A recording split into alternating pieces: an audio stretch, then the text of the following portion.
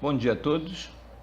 Vamos então para mais uma etapa do nosso treinamento, das nossas aulas. Vamos hoje falar, do nosso segundo vídeo referente à vibração de motor.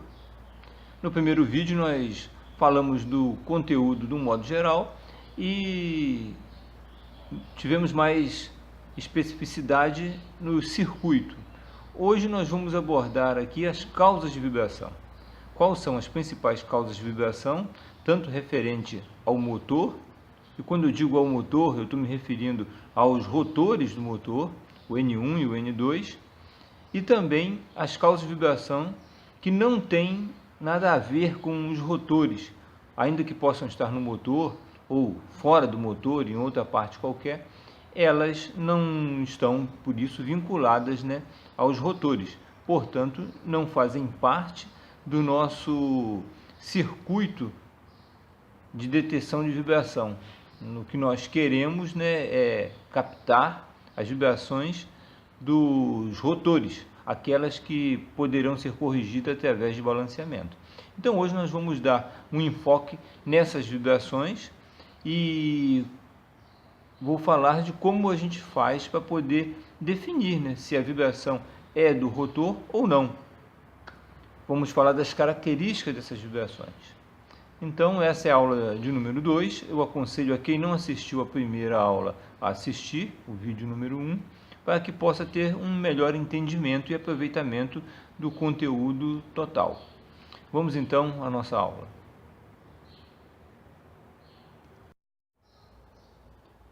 Começaremos então fazendo uma distinção entre os tipos de vibrações que acontecem.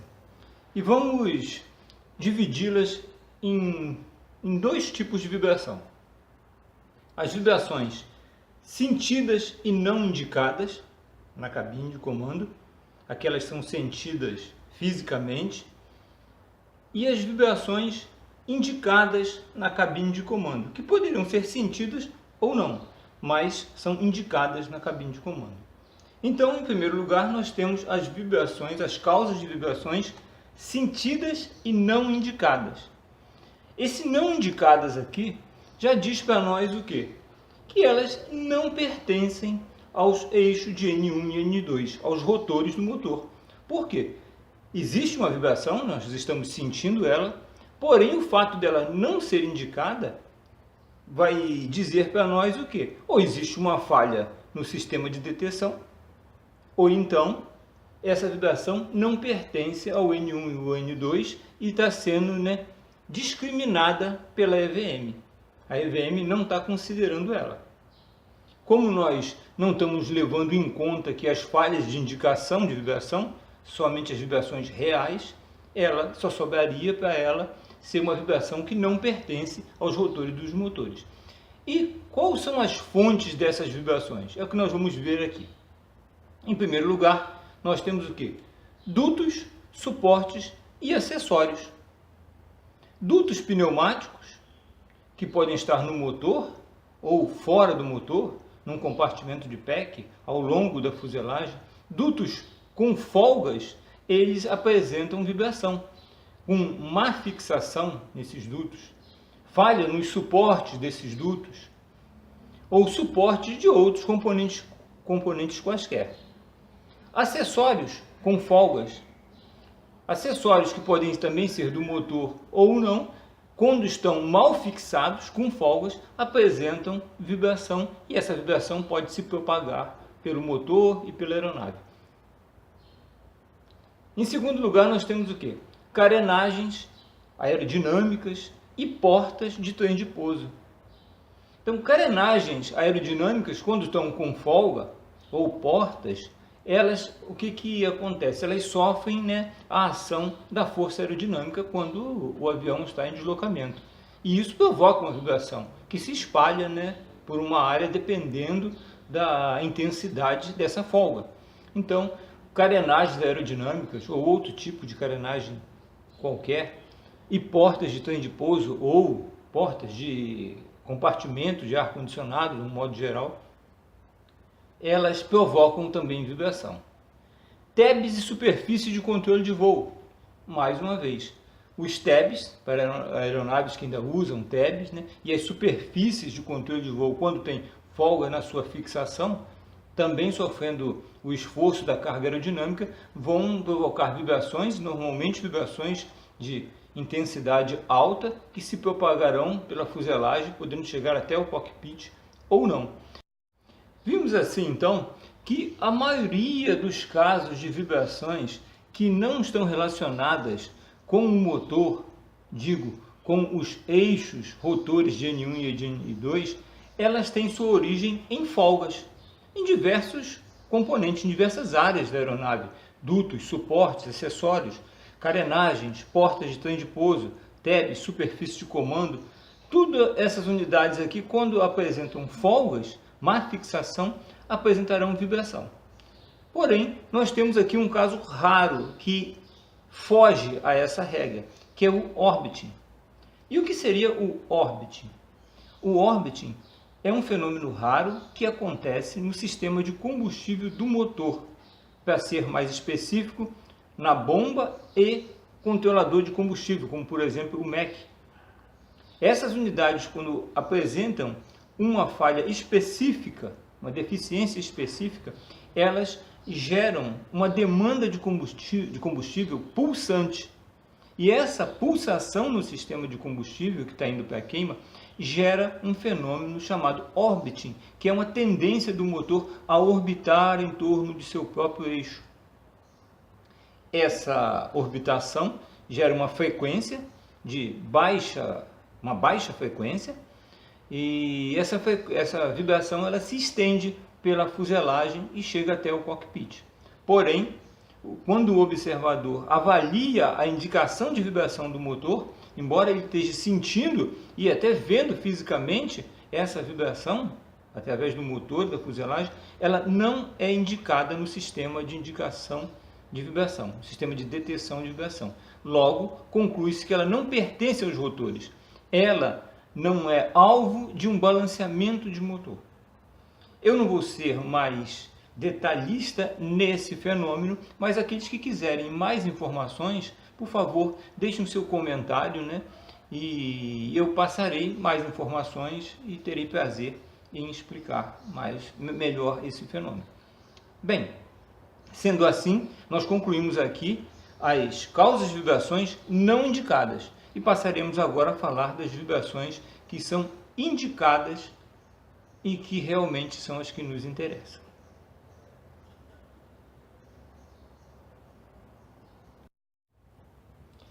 Prosseguiremos então com as causas de vibrações indicadas na cabine. Essas podemos dizer com certeza que, se elas são indicadas, elas são provenientes dos rotores, desde que o sistema esteja operando sem falhas. Bem, e quais são as causas de vibrações indicadas na cabine? Vibrações que provêm dos eixos de N1 e de N2. Em primeiro lugar, temos o quê? Desgaste natural. Desgaste natural das blades. Uma blade, principalmente as blades do fan, elas sofrem desgastes, né, por erosão. O local onde elas trabalham, a aeronave opera, pode ter muito detrito, e isso aí tem um impacto, né, nas blades. Elas vão perdendo material por erosão, e essa perda, obviamente, que não é uniforme. Isso causa o quê? Um desbalanceamento do fan. Obviamente que isso não é uma coisa que acontece rápido. Ao longo da operação, depois de vários ciclos de operação da aeronave, existe um desgaste natural das fan blades e também das blades do compressor e da turbina de um modo geral, devido a não só a erosão por detritos, mas também por alta temperatura, acúmulo de sujeira na própria blade, né? Tudo isso aí, pouco a pouco, vai gerando um pequeno desbalanceamento que pode chegar a provocar vibração no motor. Em segundo lugar, nós temos o quê? Folgas na fixação nas blades. Um estágio onde a base da blade, principalmente da blade do fan, tem folga, essa blade tende a mudar a sua posição, mudar o seu momento angular. e aí o que acontece também gera vibração. Então folgas na fixação, principalmente das fan blades, elas têm um índice grande, né, de vibração, né? Em terceiro lugar temos o que? Um acavalamento do mid-span. E o que é o mid-span? O mid-span é uma pequena aleta que fica nas blades do fan. Nas duas faces da blade nós temos uma pequena aleta e essas aletas se tocam entre as blades, formando um arco em torno das fan blades do fan, que tem como função diminuir, né, a própria vibração da blade. Então ela forma um arco ali, dando mais rigidez ao conjunto.